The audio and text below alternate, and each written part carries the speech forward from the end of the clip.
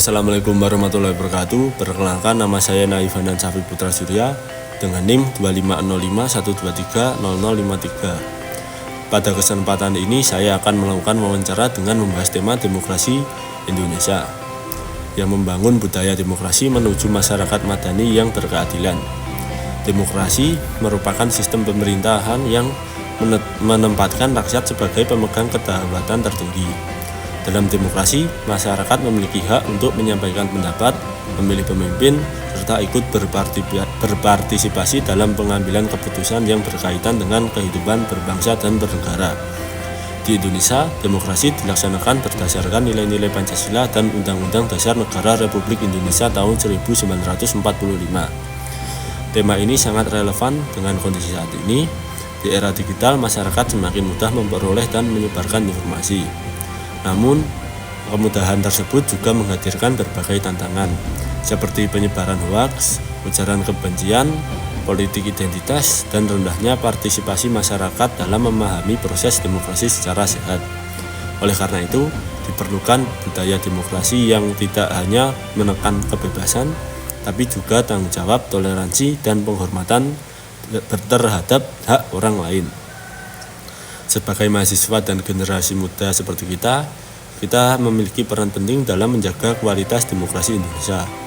Kita harus mampu berpikir kritis, menghargai perbedaan pendapat, serta berpartisipasi secara aktif dalam kehidupan bermasyarakat dan bernegara. Melalui diskusi ini, saya akan membahas konsep demokrasi Indonesia, tantangan yang dihadapi, serta upaya yang dapat dilakukan untuk mewujudkan masyarakat madani yang berkelanjutan. Demikian pembukaan yang dapat saya sampaikan. Selanjutnya mari kita masuk ke dalam diskusi dan tanya jawab. Perkenalkan, saya Naifanan Safi Putra Surya. Saya Novan Raditya Indra Zaidan. Terima kasih sudah meluangkan waktu untuk membantu saya mengerjakan UAS makmur PPKN. Nah, sini saya akan membahas materi tentang demokrasi. Kalau kita bicara tentang Indonesia sekarang, tidak lepas dengan masalah demokrasi, ya. Kita saling mendengar kata yang di berita, sosial media. Nah, perbedaan pendapat sedikit saja bisa membuat netizen itu berantem. Nah, kalau sebelum kita masuk ke pembahasan utama, menurut Anda apa itu sebenarnya yang dimaksud dengan demokrasi? Demokrasi sebenarnya adalah sistem pemerintahan di mana rakyat berhak untuk ikut menentukan arah negara. Dalam demokrasi, masyarakat bebas untuk menyampaikan pendapat seperti memilih pemimpin, lalu mengawasi jalannya pemerintahan, dan lain sebagainya. Namun kebebasan dalam demokrasi itu tidak semerta-merta bebas, tidak ada batasnya, tapi ada tanggung jawabnya, etika, penghormatan terhadap orang lain juga mesti ada. Juga bebas. Jadi tidak bebas juga, Mas. Ya. Kalau begitu kita lanjutkan juga. Kalau kondisi demokrasi saat ini itu, bagaimana menurut Anda perkembangan Indonesia, perkembangan demokrasi di Indonesia? Kalau menurut saya perkembangan demokrasi di Indonesia untuk sekarang sebenarnya sudah cukup baik di masyarakatnya, karena sekarang lebih berani menyampaikan pendapat karena adanya media sosial. Jadi lebih berani, lebih enak menyampaikannya di media sosial juga kan. Beritanya juga cepat menyebar, jadi nggak terlalu lama prosesnya, nggak terlalu panjang, cukup ketik-ketik bisa berpendapat. Tapi di media sosial juga ada beberapa dampaknya yang nggak terlalu bagus, seperti penyebaran hoaks, provokasi, dan polarisasi masyarakat. Banyak orang yang langsung percaya tanpa mengecek berita itu benar atau tidak benar. Dia langsung percaya, langsung termakan hoaks. Ya, kalau nah, selanjutnya itu kan tadi membahas hoax ya Mas. Nah, kalau sekarang ini kan banyak berita palsu lah, viral itu.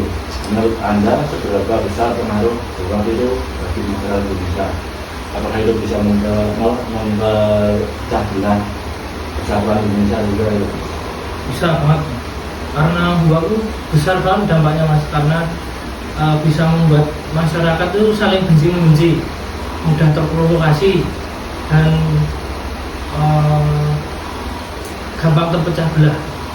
Jadi misal ada pemilu atau ada isu politik tertentu yang sering muncul bicara belum tentu ada kebenarannya atau ada bukti kuatnya, tapi itu langsung disebarkan, jadi masyarakat langsung percaya.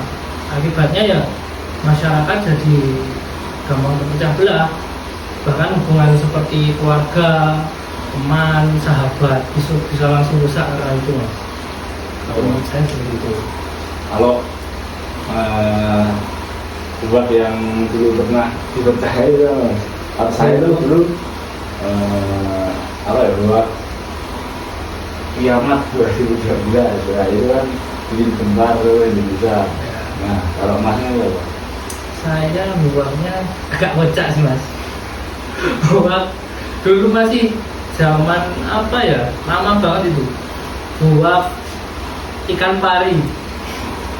Kalau anak durhaka bisa dikutuk menjadi ikan pari, nah, itu langsung takut aku. Oke, selanjutnya itu saya lanjut ke pertanyaan kelima, itu dampak polarisasi masyarakat. Sekarang masyarakat juga terlihat makin mudah terpecah karena perbedaan pendapat. Nah, apakah itu bisa berdampak bagi persatuan negara? Bisa, karena polarisasi kan juga berbahaya Mas. Yeah. Jadi ya, masyarakat bisa saling membenci saat berbeda pendapat, dan ya banyak suku, agama, dan ras lainnya bisa terpecah belah. Selanjutnya itu adalah seperti kita itu generasi muda, apa yang bisa kita lakukan untuk menjaga demokrasi yang sehat? Untuk menjaga mungkin bisa dengan literasi digital yang sangat penting, karena dengan literasi itu kita bisa menghindari hoax dan dapat memilah-milah berita yang benar atau yang tidak benar. Jadi akan jarang untuk terpecah belah karena termakan hoax seperti itu. Nah, selanjutnya itu harapan untuk demokrasi Indonesia. Apa harapan Anda untuk demokrasi ke depannya? Demokrasi ke depannya ya, mungkin saya bisa mengharapkan masyarakat Indonesia semakin dewasa dalam berdemokrasi. Jadi ya tidak anarkis, tidak seperti itu. Berbeda pendapat itu adalah hal yang sangat biasa. Jadi ya jangan sampai menimbulkan permusuhan atau perpecah belahan hanya karena perbedaan pendapat. Semuanya dapat ditampung, dapat didiskusikan. Jadi jangan langsung perbedaan langsung wah beda musuh. Jadi demokrasi yang sehat itu tetap menjaga persatuan, menghargai perbedaan, dan mengutamakan kepentingan bangsa dan negara.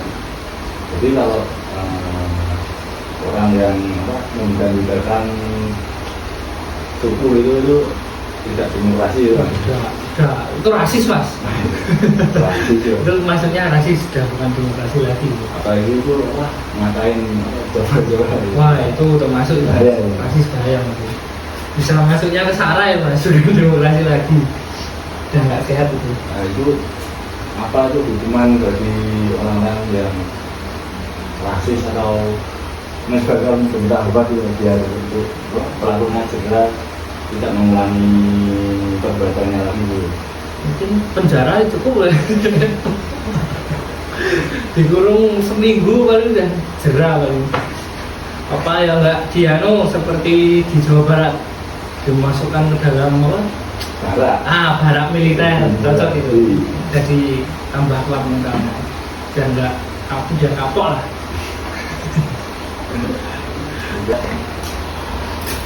Oke, tadi maaf videonya berhenti karena dikarenakan penyimpanan saya penuh. Nah, saya lanjutkan ke pertanyaan. Nah, ngomong-ngomong soal pemilu nih, kadang kan kita tidak pilihan presiden atau caleg. Itu kan misalnya calonnya ada Anies, terus Prabowo, terus sama satunya lagi Ganjar. Menurut Anda wajar nggak sih kalau kita berbeda pilihan politik gitu? Wajar banget gitu. Karena masa satu negara nggak ada bedanya kan ya nggak mungkin mas. Jadi ya sangat wajar sekali. Walaupun ada yang golput itu wajar. Ya. Karena semua orang tuh pemikirannya berbeda-beda, nggak sama. Jadi ya yang terpenting tuh walaupun pilihan kita berbeda, kita tetap sama, tetap berteman gitu, nggak terpecah belah, nggak terus musuhan gara-gara pemilu itu kan nggak baik kan. Jadi ya pemilu kan cuma sebentar, dengan temannya kan lama. Jangan karena pemilu pertemanannya hancur. Kemarin malah pemilihan presiden kan yang dimenangkan oleh Prabowo. Tapi sekarang apa namanya? Malah katanya itu juga tidak digunakan orang desa. Karena dolar rupiah melemah ya. Iya. Ayo kemarin di depan UGM ada kan enggak permintaan maaf karena telah memilih presiden Prabowo Gibran kan ada sempat ada. Kalau hikmahnya tuh kinerja Jokowi itu Prabowo itu bagus atau enggak ya? Kalau dibandingkan dengan presiden-presiden sebelumnya. Kalau dibandingkan dengan presiden sebelumnya, presidennya siapa dulu? Ya kayak Jokowi. Jokowi ya, menurut saya paling ya setahu saya itu meneruskan proyeknya Jokowi yang belum sempat terrealisasikan. Menurut saya seperti itu kayaknya. Jadi ya buat program yang baru seperti MBG, terus koperasi sebenarnya cukup membantu. Karena keluarga saya ada yang bekerja di tempat yang agak terlalu pelosok. Jadi dengan adanya MBG terbantu lah, karena ekonomi di sana kan nggak terlalu mencukupi ya. Jadi ya dengan adanya MBG anak-anaknya sudah makan, jadi nggak terlalu terbebani, keluarganya terlalu terbebani berat. Seperti menurut saya seperti itu. Nah, sekarang juga ada operasi merah putih itu. Nah itu kembangnya nggak jelas, terus makanannya itu snack-snacknya cuma dikit itu. Ya mungkin karena belum berjalan sepenuhnya ya mas. Kan baru peresmian berapa kan kemarin. Itu ada kabarnya juga kan apa? Setelah diresmikan oleh presiden terus tutup kembali, tidak beroperasi. Gasnya itu 16.000. Ya itu buat mas. Di sini masih 20.000-an. Scam itu. Termasuk uang gitu. Nah terus selanjutnya tuh kalau kita punya teman atau saudara yang suka nge-share berita buruk itu, gimana cara kita mengingatkan atau menasihati dengan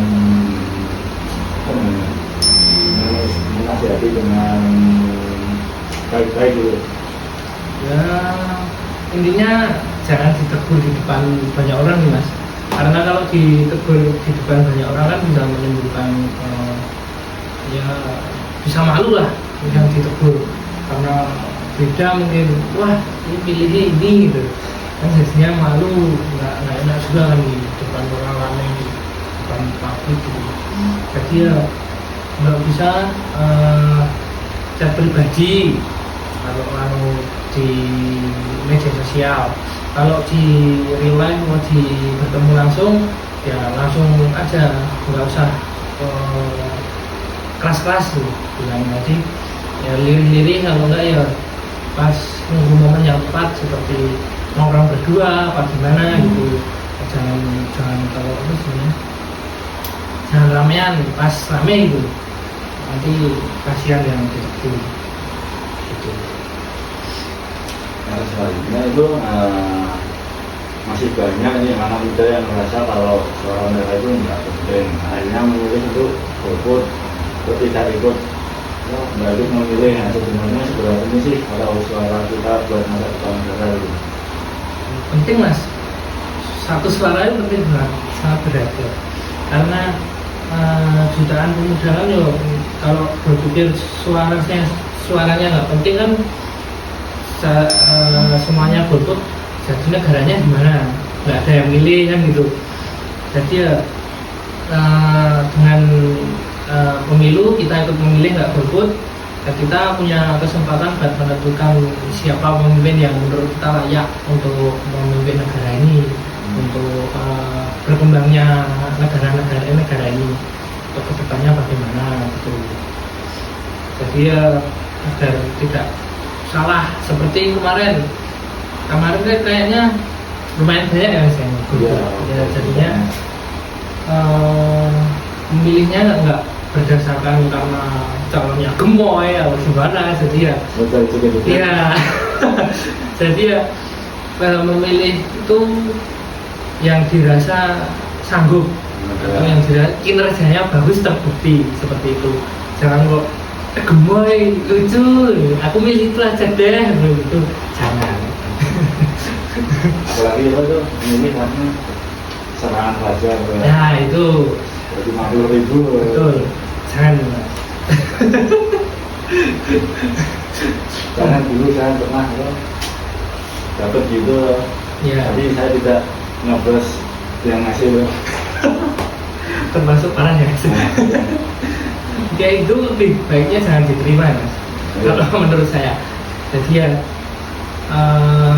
ikuti kata hatinya. Dan menerima uangnya tapi nggak sah. Bisa dapat bisa gitu. Oke, kita lanjut ke pertanyaan terakhir nih.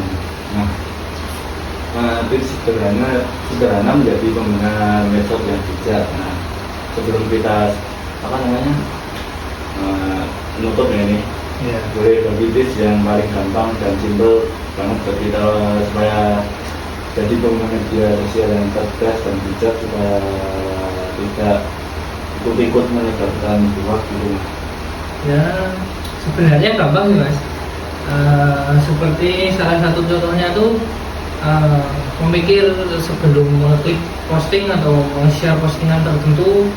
Jadi ya kalau bisa sebelum nge-share kita mencari-cari tahu dulu, jadi inti pembicaraan itu benar apa salah, terbukti bukannya kuat apa enggak. Kalau enggak kuat ya jangan di-share.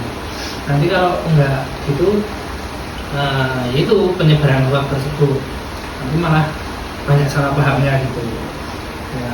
Kalau misal kita dapat suatu bicara suatu berita,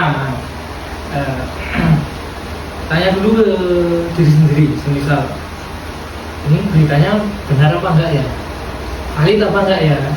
Masa kalau belum valid langsung dikirim kan gitu. Jadi ya kalau kira-kira beritanya belum pasti jangan dikirim, karena itu bisa jadi perpecah belahan atau ya keributan itu gitu.